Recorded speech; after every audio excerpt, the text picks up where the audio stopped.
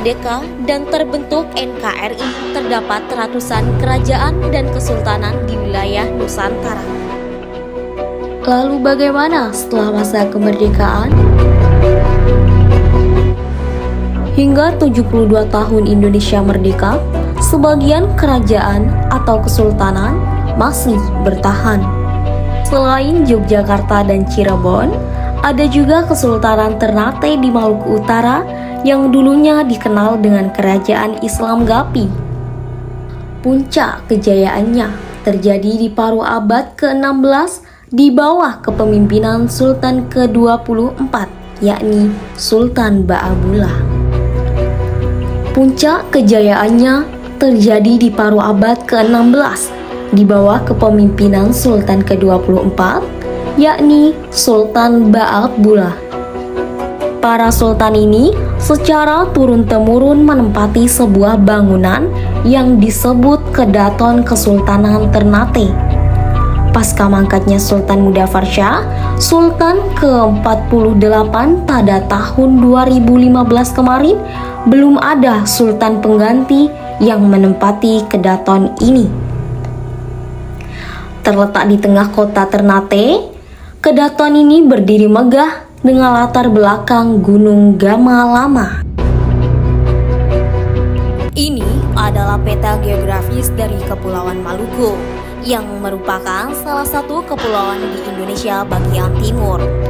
Kepulauan ini terdiri dari ribuan pulau yang membentang di antara Laut Banda dan Laut Seram, di mana secara geografis Kepulauan Maluku sendiri letaknya berada di sebelah timur Pulau Sulawesi dan berada di sebelah barat Pulau Papua. Sekarang saatnya kita kupas tuntas topik ini. Istilah Maluku dapat ditinjau dari dua perspektif, yakni perspektif lokal dan kolonial. Sumber lokal terutama kronik Bacan menyebutkan bahwa sebelum agama Islam dianut oleh penduduk daerah dari 4 kerajaan, yakni Ternate, Tidore, Bacan, dan Jailolo. Daerah-daerah itu disebut Gapi. Perubahan nama terjadi ketika datangnya seorang asing yang bernama Jafar Shodiq dari perkawinannya dengan putri lokal. Ia menurunkan 4 orang putra yang kemudian menjadi raja-raja di 4 kerajaan itu. Sejak saat itu, 4 kerajaan tersebut diberi label dengan istilah Maluku Bacan, Maluku Jailolo, Maluku Tidore, dan Maluku Ternate. Kedatangan Islam di Maluku dan Maluku Utara. Awal kedatangan Islam di Kepulauan Maluku dan Maluku Utara, termasuk Ternate, Tidore, Jailolo, dan Bacan, masih merupakan perdebatan akademis yang terus berlanjut hingga saat ini. Perdebatan itu bukan saja karena landasan teoritis, proposisi, dan asumsi-asumsi yang berbeda dari para pakar sejarah, tetapi juga karena langkahnya dokumen tertulis atau arsip yang bisa menjelaskan awal kedatangan agama tersebut. Selain itu, terdapat perbedaan persepsi tentang arti masuk Islam itu sendiri. Terlepas dari perbedaan pendapat dengan segala konsekuensinya, ternyata semua pakar sejarah sepakat bahwa kedatangan Islam di Maluku, termasuk Maluku Utara, melalui jalur perdagangan laut dan dilakukan dengan cara damai. Sedangkan proses pengislaman menurut Putahena tahun 1970 dilakukan melalui 2 jalur, yakni jalur atas dan jalur bawah. Jalur atas yang dimaksudkan adalah proses pengislaman melalui usaha dari para penguasa ketika itu. Sedangkan yang dimaksud dengan jalur bawah adalah proses pengislaman melalui usaha perorangan atau melalui masyarakat pada umumnya.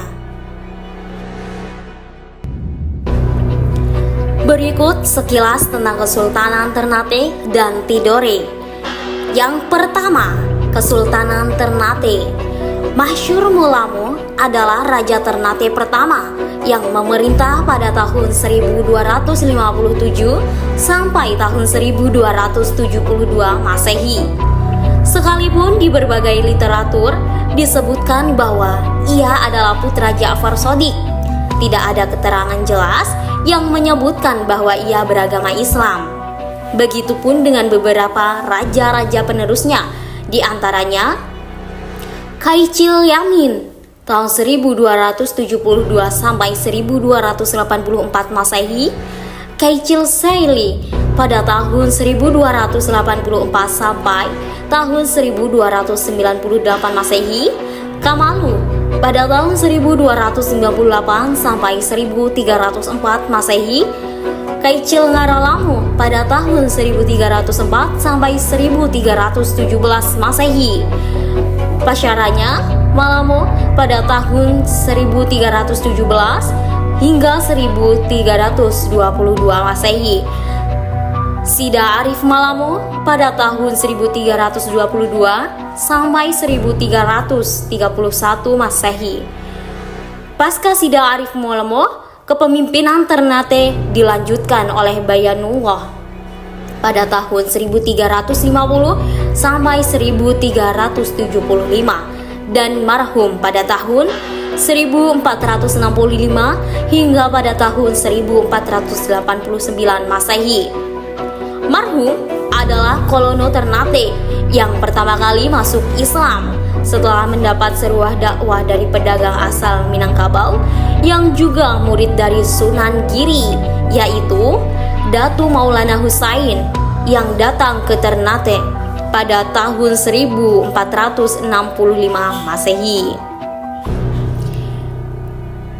Jika keterangan ini dijadikan patokan masuknya Islam di Ternate, maka Islam di Ternate ini dibawa dan disebarkan oleh ulama Melayu Jawa. Tetapi menurut Muhammad Saleh Puthana yang didasarkan pada tradisi lisan masyarakat, pedagang Arablah yang pertama kali memperkenalkan Islam di kawasan Maluku. Mereka adalah Syekh Mansur, Syekh Yakub, Syekh Amin, dan Syekh Umar. Setelah Kolono marhum wafat pada tahun 1468, putranya Zainal Abidin menggantikannya, yaitu pada tahun 1486 hingga pada tahun 1500 Masehi. Zainal Abidin adalah murid Sunan Ampel dan jebolan Sekolah Agama Islam Gresik asuhan Sunan Ampel. Pada masa Zainal Abidin inilah gelar Kolono diganti menjadi Sultan. Dengan begitu, Zainal Abidin merupakan penguasa Ternate pertama yang memakai gelar Sultan. Selain perubahan gelar, terdapat perubahan lain masa ini, yaitu yang pertama, menjadikan Islam sebagai agama resmi kerajaan dan sejak itu menjadi kesultanan. Yang kedua, membentuk lembaga kesultanan yang baru, yaitu Jolebe atau Pubato Akhirat. Dan yang ketiga adalah menempatkan seorang sultan sebagai pembina agama Islam atau Amir ad-Din yang membawai Jobele.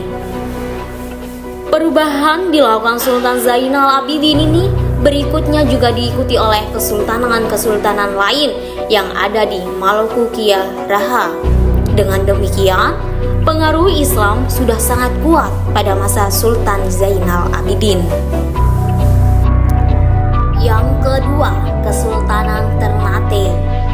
Berdasarkan silsilah raja pertamanya, Suhajati merupakan saudara masyhur Malamo, raja pertama kerajaan Ternate. Mereka adalah putra dari Ja'far Shadiq. Sebagaimana masyhur Malamo, tidak ada keterangan yang menyebutkan bahwa Suhajati menganut agama Islam. Berbagai sumber justru menyebutkan bahwa Raja Ciryati atau Ciryaliati lah yang pertama kali masuk Islam. Sedangkan pendahulunya secara turun-temurun menganut kepercayaan yang dikenal dengan syaman, yaitu memuja roh-roh leluhur nenek moyang mereka. Raja Ciriliyati setelah masuk Islam diberi gelar Sultan Jamaluddin. Keislaman raja ini mempercepat proses islamisasi di kalangan rakyat Tidore dan juga didukung oleh aktivitas internal kerajaan yang telah difokuskan untuk membangun madrasah-madrasah dan masjid-masjid sebagai sarana pendidikan dan ibadah rakyat. Perkembangan Islam di Maluku dan Maluku Utara serta pengaruhnya. Praktik keagamaan di Maluku itu sangat beragam. Ada yang mengikuti syariat Islam secara murni, tetapi ada pula yang sinkretis, seperti di Desa Rohomoni, Kabau, dan Pulau di Uli Hatuhaha. Pulau Haruku, di mana tradisi padat memiliki pengaruh yang kuat. Selain itu, aliran Syufi seperti Syabaniyah, Qadariyah, dan Nasyabandiyah memperkuat pengalaman zikir dan wirid. Sementara, gerakan pembaruan Muhammadiyah memperkenalkan ajaran yang berfokus pada Al-Quran dan hadis sejak awal abad ke-20. Perkembangan Islam di Maluku juga dipengaruhi oleh perubahan politik. Pada abad ke-15, struktur tradisional kolono berubah menjadi kesultanan seperti di Ternate dan Tidore. Sultan tidak hanya memimpin pemerintahan, tetapi juga bertanggung jawab menyebarkan Islam. Sultan Zainal Abidin misalnya mendirikan lembaga pendidikan Islam dan mengundang ulama dari Jawa untuk mengajar di Ternate. Namun, kedatangan Portugis dan Belanda membawa konflik. Selain alasan ekonomi, konflik juga dipicu oleh perbedaan agama. Meski Islam sering dikesampingkan dalam bidang pemerintahan, pendidikan, dan militer, masyarakat Muslim tetap mempertahankan keyakinannya. Bahkan, perlawanan mereka terhadap penjajah menjadi bukti ketangguhan Islam sebagai identitas mereka. Di Maluku, sistem pemerintahan berbasis Islam juga berkembang.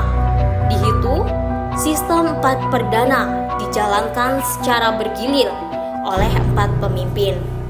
Sementara, di Banda Neira, sistem Lebetel Raat menggabungkan 4 raja dan 3 imam, di mana masing-masing raja memiliki otonomi di wilayahnya sendiri. Peran umat Islam semakin menonjol dalam perjuangan kemerdekaan, khususnya melawan pemberontakan RMS yang diduga didukung Belanda. Kemenangan Partai Masyumi dalam pemilu 1955 menjadi bukti kuatnya pengaruh Islam yang telah berbangun sejak abad ke-15. Proses Islamisasi ini tidak hanya mengubah struktur sosial dan politik, tetapi juga memperkuat identitas masyarakat Maluku dan Maluku Utara. Hingga kini, jejak Islam masih terlihat dalam tradisi, pemerintahan, dan kehidupan sehari-hari masyarakat di wilayah ini. Kemunduran Kesultanan di Maluku. Kemunduran Kesultanan di Maluku, seperti Ternate, mulai tampak pada akhir abad ke-17, di mana kemunduran Kesultanan Ternate dikarenakan diadu domba dengan kerajaan Tidore yang dilakukan oleh bangsa asing atau Portugis dan Spanyol. Adu domba ini bertujuan memonopoli daerah penghasil rempah-rempah tersebut. Setelah Sultan Ternate dan Sultan Tidore sadar telah diadu domba oleh Portugis dan Spanyol, mereka kemudian bersatu dan berhasil mengusir Portugis dan Spanyol keluar Kepulauan Maluku. Namun, kemenangan tersebut tidak bertahan lama karena VOC yang dibentuk oleh Belanda untuk menguasai perdagangan rempah-rempah di Maluku berhasil menaklukkan Ternate dengan strategi dan tata kerja yang teratur, rapi, dan terkontrol dalam bentuk organisasi yang kuat. Sedangkan kemunduran Kesultanan Tidore terjadi karena mengalami tekanan dari Belanda yang ingin menguasai perdagangan rempah-rempah di wilayah tersebut. Belanda memanfaatkan politik adu domba memecah hubungan Tidore dengan Ternate yang sebelumnya bersatu melawan Portugis dan Spanyol. Meskipun Sultan Tidore sempat berjuang mempertahankan kedaulatan, kekuatan VOC yang terorganisasi rapi dan terstruktur akhirnya berhasil melemahkan pengaruh Tidore. Kesultanan Tidore kehilangan kendali atas perdagangan rempah-rempah dan harus tunduk pada monopoli VOC di Maluku. Terima kasih sudah meluangkan waktu untuk belajar. Tetap semangat, jaga rasa ingin tahu, dan sampai jumpa.